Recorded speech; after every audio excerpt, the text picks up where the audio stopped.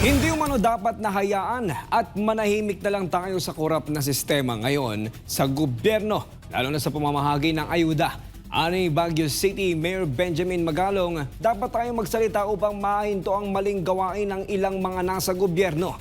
Kasunod ito ng pagsiwalat ng alkalde sa Anyay 777 scheme. Narito ang balita ni Carla Abellana.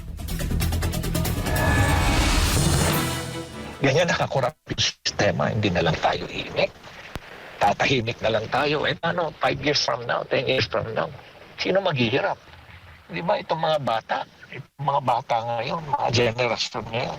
Ito ang isa sa mga dahilan ni Baguio City Mayor Benjamin Magalong kung bakit niya isiniwalat ang umano'y 777 scheme sa Kamara. Sa naging panayam kay Magalong kamakailan, sinabi niya na makatatanggap ito ng 21 million pesos ang isang mambabatas na sasama sa mga sorti ni House Speaker Martin Romualdez. Ang pondo ay kukunin sa Assistance to Individuals in Crisis Situation o AX ng DSWD, tulong panghanap buhay sa ating disadvantaged displaced workers o tupad ng DOLE. At isa pang 7 million pesos ay mula sa Medical Assistance to Indigent Patients o MAIP ng DOH. Ang isa rin sa mga hindi nagustuhan ni Mayor Magalong ay ang tila pagmamalaki ng mga mambabatas na sa kanilang bulsa galing ang ipinamamahaging ayuda. Ipinunto rin ng alkalde na trabaho ng DSWD at DOLE ang pagbibigay ng tulong sa mga kababayan nating lubos na nangangailangan. Klarong-klaro naman sa ating konstitusyon.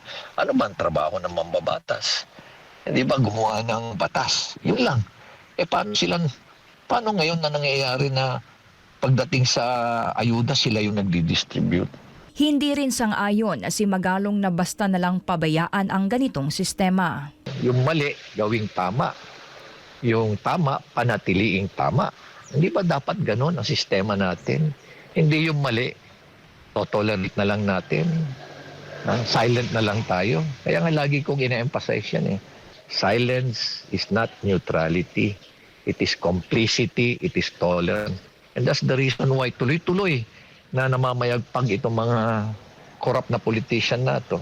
Dahil tahimik tayo eh. Hindi tayo nagsasalita eh. Sa huli, napagtanto ni Mayor Magalong na marami sa mga politiko ang wala talaga anyang sinseridad na maglingkod sa taong bayan. Umaasa rin ito na marami pang magsasalita laban sa umano'y korap na sistema ngayon sa gobyerno. Para sa Diyos at Pilipinas kumahal, Carla Abellana, SMNI News.